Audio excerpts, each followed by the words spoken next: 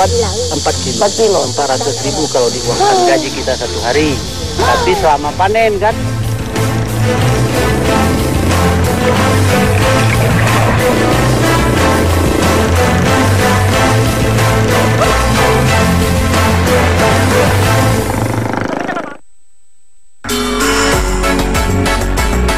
Indonesiaku mengunjungi salah satu pulau paling barat Nusantara, Pulau Simelu. Sebuah pulau seluas 200.000 hektar ini berada di antara 41 gugusan pulau-pulau kecil di Kepulauan Simelu. Jaraknya 105 mil sebelah selatan daratan Aceh. Selain dijuluki Pulau Kelapa, pohon cengkeh juga berdiri rindang menghiasi setiap bukit di Simelu. Tahun 70-an, Simelu dikenal sebagai penghasil cengkeh terbesar di Provinsi Aceh. Saat itu, harga cengkeh di Simelu menyerupai harga emas. Pembangunan pabrik rokok kretek di Pulau Jawa membuat warga Simelu gencar menanam pohon yang sempat dijuluki emas coklat ini. Namun tahun 90-an, harga cengkeh anjlok dan tidak lagi menjadi harapan. Drastisnya penurunan harga membuat petani enggan naik turun gunung lagi. Tanaman andalan pun ditelantarkan bersama hutan belantara. Menyusuri hamparan perbukitan di Pulau Simelu, perhatian saya tertuju pada kegiatan warga lokal yang unik di dalam gua. Seperti yang akan dilakukan Iden dan Suryadi. Sebelumnya, kami harus berjalan terlebih dahulu untuk sampai di mulut gua. 1 kilometer perjalanan harus ditempuh dengan mendaki di perbukitan kapur ini. Jalan menanjak di kemiringan 45 derajat sedikit demi sedikit menghapus stamina di dalam tubuh. Ditambah jalan tanah licin sisa hujan membuat langkah kaki sedikit sulit dikontrol. Mendekati mulut gua, Iden dan Suryadi mulai menyiapkan peralatan. Alatnya sangat sederhana, hanya beberapa bilah bambu yang ditemukan saat di perjalanan. Pemirsa, jika membahas tentang hasil alam andalannya dari Pulau Simelu, biasanya yang paling banyak didapat dari sini adalah cengkeh dan juga hasil lautnya seperti lobster. Tapi ada juga masyarakat yang biasa datang ke gua seperti ini untuk mengambil hasil alamnya. Yang akan kita lakukan sekarang ini yaitu mengambil sarang walet. Ada di dalam sini, sekarang kita mau siap-siap dulu, mau ke dalam. Nanti kita lihat proses pengambilannya seperti apa. Dari pintu gua setinggi 1 meter, kami memulai perjalanan. Pelan-pelan kaki melangkah ke dalam lubang gua yang tingginya hanya 1 meter. Hawa dingin pun menyergap. Baru berjalan beberapa meter saja, kami harus berjongkok dan merayap. Karena jalur masuk berikutnya hanya berupa lubang seperti pintu kecil setinggi 50 cm. Cahaya berangsur menjadi gelap gulita. Penglihatan semakin terbatas. Hanya penerangan dari lampu senter yang mampu membantu menerangi jalan kami selanjutnya.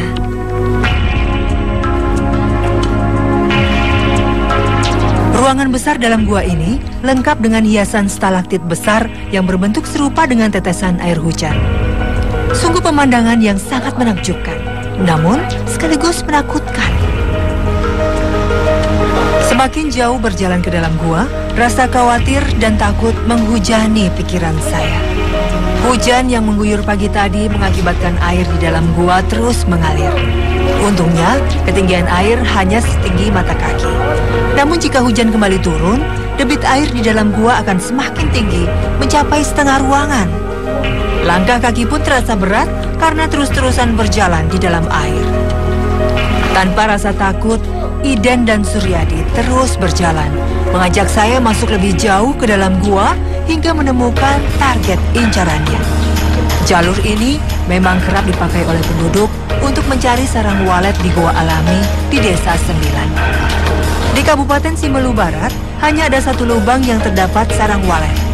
Namun, suasananya berbeda dengan Goa Walet pada umumnya. Saat musim panen, di sini nyaris tidak ada orang yang masuk ke dalamnya. Sekalipun ada, suasananya juga benar-benar sepi, karena hanya segelintir orang saja.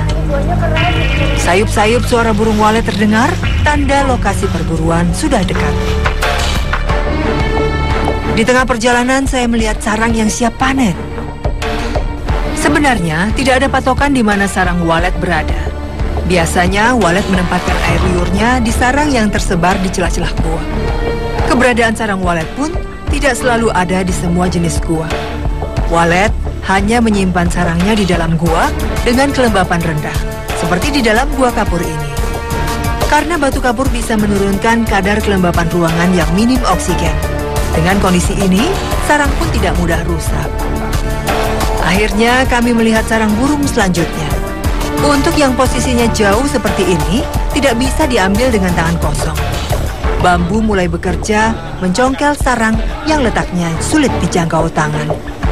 Sarang pun mudah jatuh ke dasar goa dalam beberapa kali sodokan. Saya beruntung bisa melihat sarang burung walet dari dekat. Karena barang yang ada di depan saya ini adalah sesuatu yang mahal harganya. Cahaya senter bergerak ke sana kemari mencari tumpukan sarang yang menempel di atap gua. Tidak mudah menemukan sarang walet kali ini. Terkadang gumpalan tipis ini tersembunyi di balik cerukan dinding. Iden sudah hafal betul keadaan gua walet ini karena dulu ia sering mengunjunginya. Sarang walet sempat menjadi buruannya beberapa tahun silam. Namun kini bapak berusia 50 tahun ini lebih memilih beralih profesi menjadi petani. Karena hasil panen sarang walet dianggap tidak menguntungkan karena kualitas sarang rendah. Membanting tulang mencari sarang walet di sini juga dianggap belum tentu mendapatkan banyak rupiah. Namun Iden masih berharap sarang walet yang dicari hari ini bisa untuk pemasukan tambahannya. Ini kalau waktu dulu itu enggak kita ambil kalau kayak gini nampaknya putih semua nih. Berarti dianggap ini sampah nih. Ininya sampah. Ya, yang cuman ini kalau digunting. Kalau waktu dulu itu masih banjir, masih banyak itu.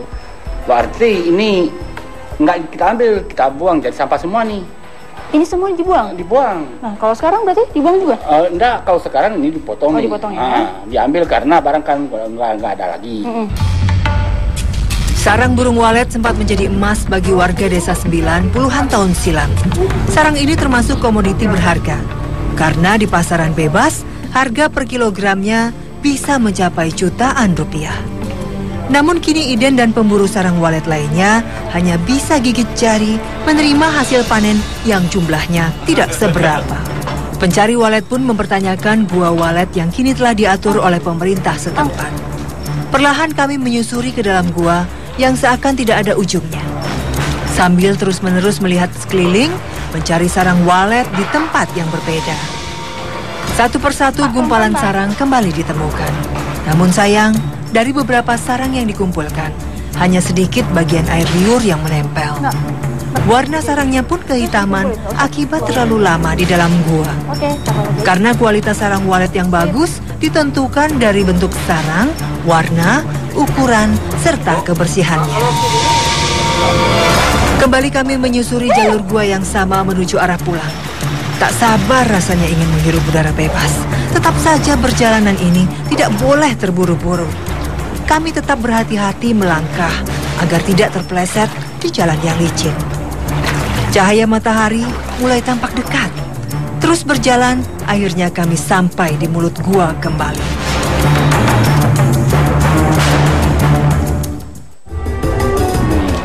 Terus kalau udah kayak gini dijual dapat berapa nih kalau gini, Pak? Kalau kayak gini ini dijual nggak laku, tapi yang bertanya nih. Nah, itu dia. Ini yang laku. Kalau kayak gini perjualnya kalau sekarang di dalam orang 1,5 juta 1 kilo. Terus kalau sekarang kira-kira kalau dikumpulkan semua ada berapa kilo? Ada 1,5 kilo. 1,5 kilo. Ya sekarang yang bagusnya. Nggak masuk yang kayak gini. Ambil yang ini aja ya. Ya. Yang putih-putihnya aja.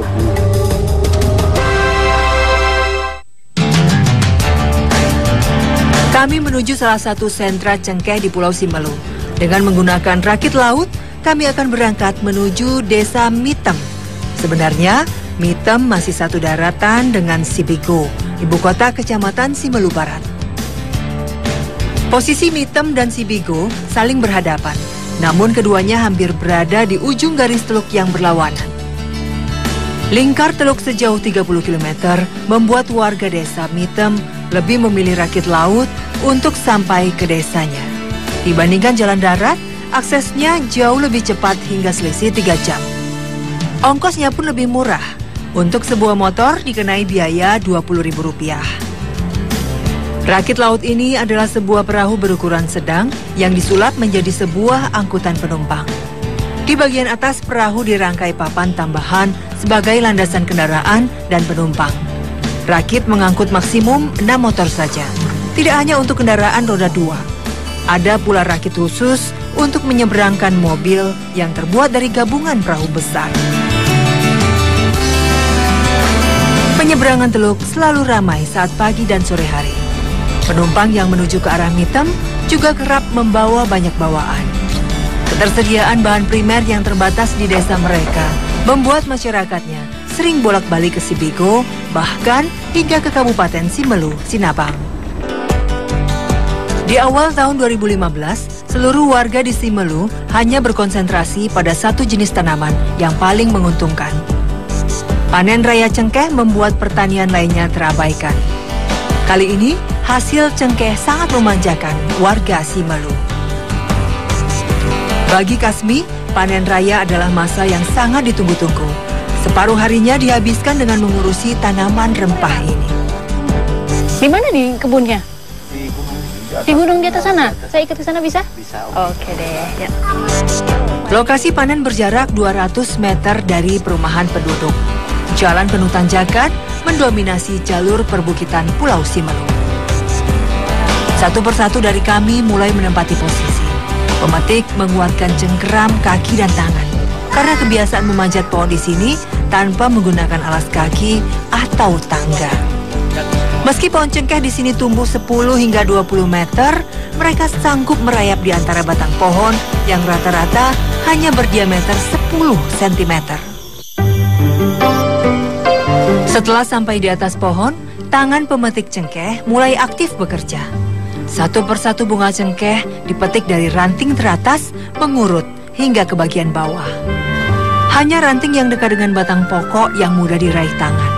Bunga cengkeh pada pucuk ranting yang jauh diambil menggunakan besi panjang. Butuh waktu seminggu lebih untuk memanen satu pohon cengkeh.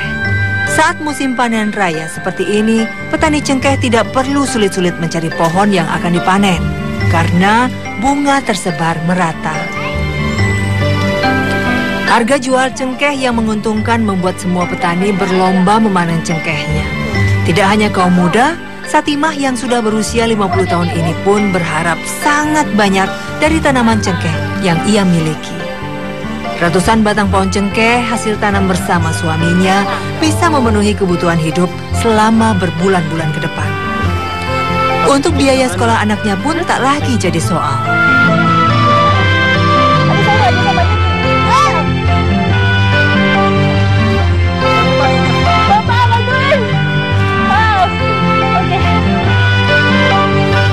Karena tidak biasa, saya kewalahan menaiki batang pohon ini.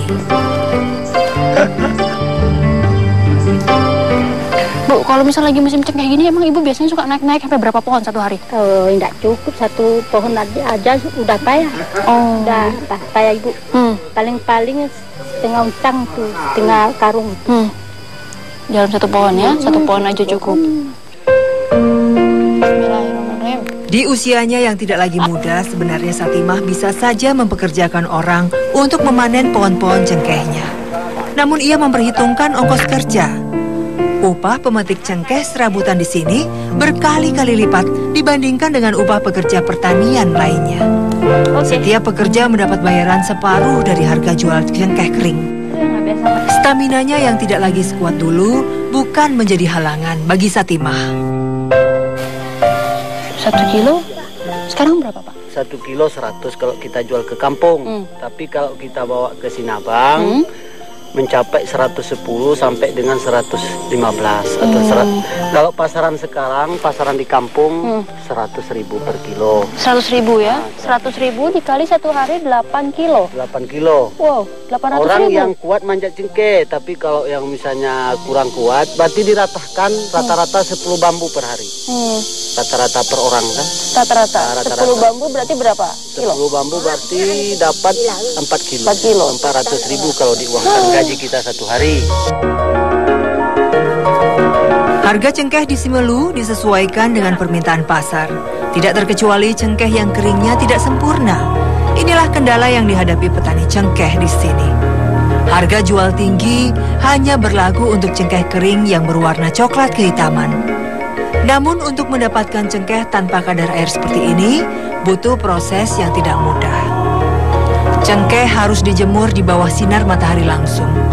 Panen raya pada saat curah hujan tinggi membuat petani kewalahan. Bunga rempah-rempah ini menjadi sulit kering. Sekalinya kering, tetap saja lembab. Warna coklatnya pun bercampur guratan putih akibat berjamur. Harga jualnya yang mencapai 115.000 untuk 1 kilogram turun hingga lebih dari 50%. Standar mutu cengkeh juga ditentukan dari ukuran, aroma, kadar atsiri pada tiap-tiap bunga keringnya.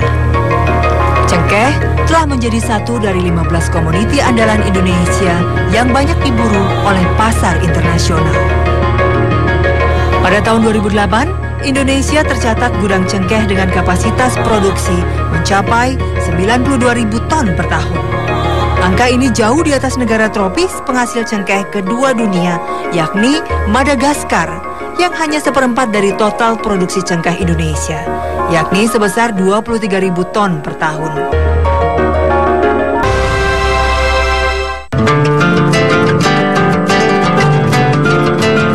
Saya mengikuti kegiatan Fendi mencari teripang di Desa Sembilan, Simelu Tengah. Lokasi perburuan timun laut kali ini ke arah timur Pulau Simelu. Saya ikut menumpang kendaraan yang biasa Fendi gunakan, yaitu perahu cadik berkapasitas 7 orang.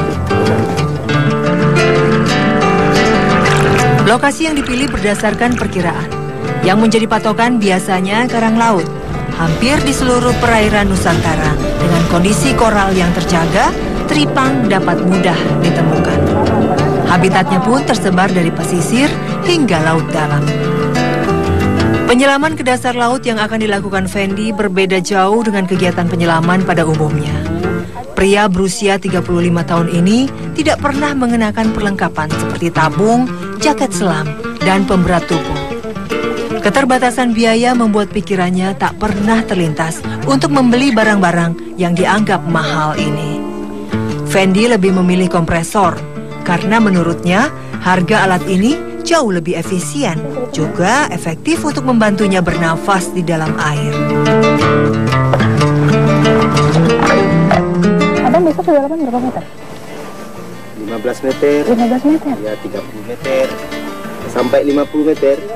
Sampai 50 meter? Pakai kompresor? Iya, pakai kompresor. Abang nggak khawatir gitu nanti kalau misalnya tiba-tiba selangnya bermasalah pas lagi di kedalaman 30? Itu gimana tuh?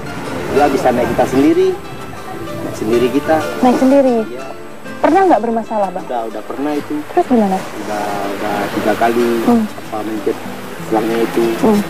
Naik sendiri, udah minum air sedikit dan nggak apa-apa itu kalau udah naik udah ke atas bernafas kita udah sembuh terus deh. Oh gitu. Apa-apa. Wadah teripang, kacamata selam atau Google, dan sepatu karet juga ikut dipakai. Senapan air mirip panah juga tak lupa ia bawa. Agar tidak kusut dan kesulitan bernafas saat di kedalaman nanti, selang kompresor ditata rapi melingkari tubuhnya. Derungan mesin kompresor mulai berbunyi. Fendi langsung menyelam ke dasar laut. Baru beberapa detik di dalam laut, Fendi mulai menarik selang kompresor. Tanda ia mulai bergerak menjauh dari perahu. Saat di dalam air, penyelam kompresor tak pandang bulu. Apapun hewan laut yang sekiranya bisa dijual atau dimakan, akan ia bawa ke atas perahu. Seperti ikan karang ini, yang bisa menjadi tambahan pemasukannya. Berkali-kali Fendi naik turun membawa bermacam-macam hewan laut. Akhirnya ia menemukan sebuah teripang besar. Tebalnya serupa dengan pergelangan tangan saya. Jenis teripang yang ditemukan di sini beragam, dari ukuran kecil hingga panjang 1 meter. Kompresor masih terus bergerak. Tanda alat ini masih berfungsi. Sebenarnya udara yang dikeluarkan mesin pompa ban kendaraan ini akan mengganggu oksigen dalam pembuluh darah penggunanya. Karena oksigen terakumulasi dengan nitrogen yang dapat membuat gelembung-gelembung udara terperangkap pada saraf penyelam. Jika semakin lama digunakan, sel-sel saraf dalam tubuh akan mati. Penyelam bisa lumpuh hingga berbuntut kematian. Kompresor bukanlah alat yang tepat untuk mengisi udara ke paru-paru penyelam. Kepedulian ancaman keselamatan jiwa seakan tak pernah melekat dalam diri Fendi dan penyelam kompresor lainnya.